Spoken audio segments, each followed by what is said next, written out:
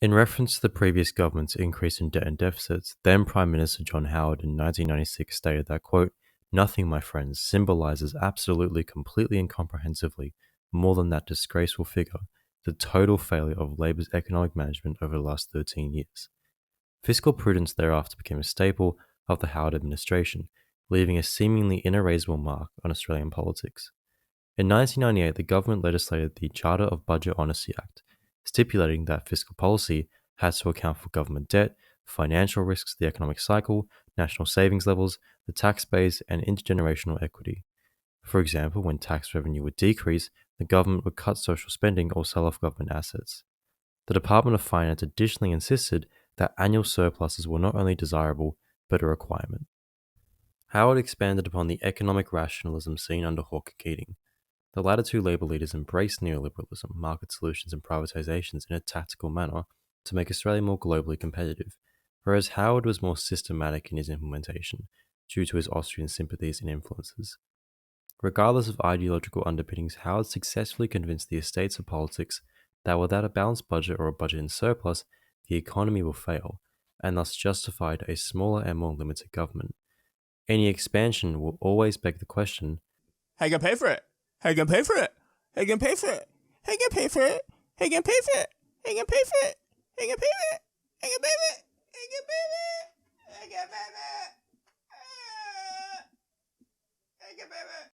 the political capital raised by Howard's surplus has prompted political actors since to use budgetary policy in their advocacy. The Labour opposition in 2005 pledged a surplus of 1.5% of GDP, almost $3.5 billion higher than Howard's commitment. After the Rod Gillard government incurred the third lowest debt to GDP ratio in the OECD, the budget emergency was central to Tony Abbott's 2013 campaign. The 2019 election, besides the usual scare tactics of trillion-dollar taxes and the boogeyman of negative gearing, had Scott Morrison celebrating the budget supposedly being back in black. 10 years and more to get back. And now, the current Treasurer Jim Chalmers could not go without the words saying responsible and sensible when referring to his recent October budget. It's a solid and responsible budget. The extent to which politicians are committed to their principles is obviously limited. The government is more than okay with spending. The more important question is who they spend for. John Howard was one of the most active privatisers in the world, yet according to the IMF, he was also one of the most wasteful spenders in Australian history. Tony Abbott, despite hacking away at the public sector and attacking essential services, significantly increased the deficit, contrary to said deficit consecutively decreasing in the previous Gillard years. Scott Morrison splurged $70 billion on the business subsidy JobKeeper, $40 billion of which went to the companies that violated its requirements as they projected a 30% or more growth in revenue, which often flowed to executive bonuses or dividends for shareholders.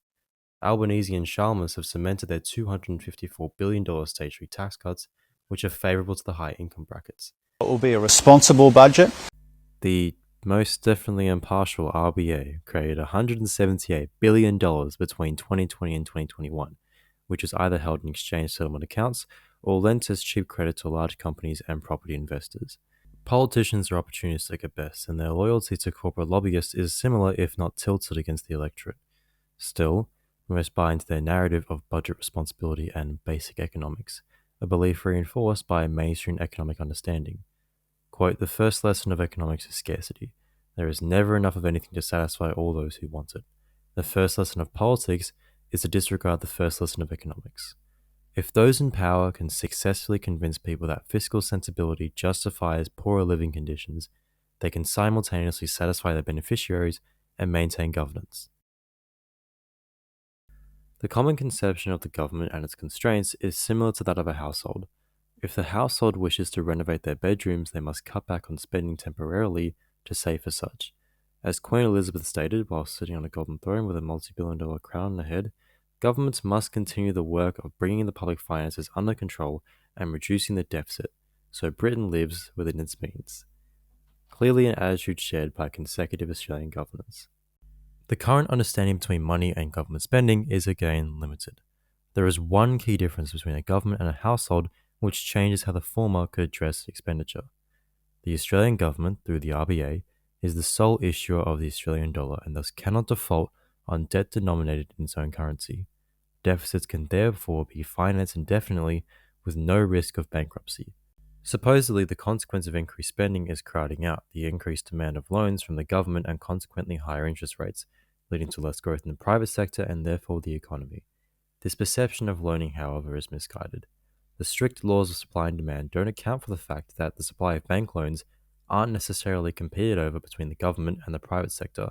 Rather, banks create money to loan based off of demand for said loans, a concept which is known as endogenous money theory. In 2018, the assistant governor of the RBA reaffirmed this theory.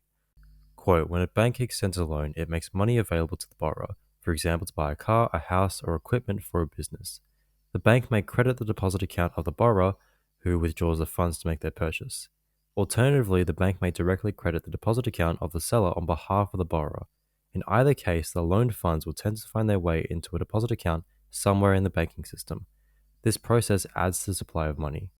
And, as previously stated, as the sole issuer of Australian currency, the government can't run out of its own dollars. Ideas around endogenous money theory, modern monetary theory, Chartism, circuit theory, etc., aren't really well known and threaten the economic establishment, as they refute the foremost excuse put forward by governments, companies, media, the Labour Party, the coalition, demons, as to why the country can't improve. Neoliberals go a step further, though, suggesting that low spending is good, but even if given a large surplus and the opportunity to spend, they wouldn't. Surpluses are good not only because it reflects fiscal discipline, but also supposedly allows the private sector to thrive. Earnest conservatives will tell you that the private sector, untouched by government spending, is the most efficient, ethical, and effective means by which to distribute resources, something beyond the scope of this video. This goal of saving money for the sake of the private sector is also misplaced. The role of government should be more of a facilitator for freedom, democracy, workers' rights, and socio-economic progress. Moreover, one of the few economists that predicted the global financial crisis, Wynne Godley, formulated sectoral balance analysis, utilizing statistical trends that suggest that actually, a government deficit necessarily means that the private sector is in surplus, and vice versa. This is because in a deficit, the government spends more in the private sector than it taxes out. So, money is created all the time in the economy. It benefits other sectors, and possibly the government can use this money creation to better society. Now, the common retort to money creation is, of course, the threat of inflation. To see the consequences of money creation, simply look no further than the history of Weimar Germany, where inflation hit 700% and there were trillion-dollar notes in circulation after the state engaged in excessive money printing. When citing examples such as the Weimar Republic or even modern-day Zimbabwe, it's often forgotten that these economies' productive capabilities were destroyed or significantly hindered prior to any printing. Germany had just lost a war, leaving much of its labor force dead, disabled, or otherwise unable to work. France and Belgium occupied key industrial regions and demanded crushing reparations. The segregationist government of Rhodesia intentionally placed productive land in the hands of the minority white population, and when the following Zimbabwean government came to power and enacted land reforms which placed the land back into the hands of Africans, driving out their white owners, the black population was not equipped with the skills necessary to maintain similar productivity, as they had been starved of such from colonialism and then the incumbent Mugabe's poor governance. It's well established that inflation is strongly negatively correlated with productivity, affirmed by a 2003 RBA paper. Quote, taken together, the results are consistent with international evidence of a negative relationship between inflation and productivity growth. Broadly speaking, however, the onus of inflation is misdirected.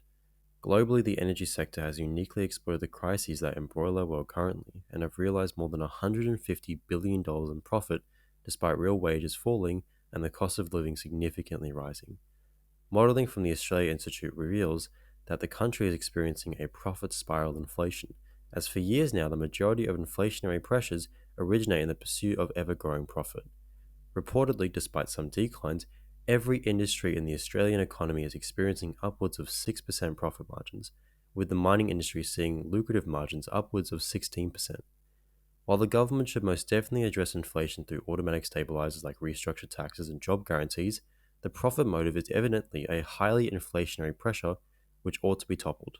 This illustrates that even within capitalism there are useful instruments which can be used to shape a renewed society. It should be noted that this is not an advocacy for nicer capitalism, as many of the issues embedded within capitalism would remain even if all aforementioned was embraced.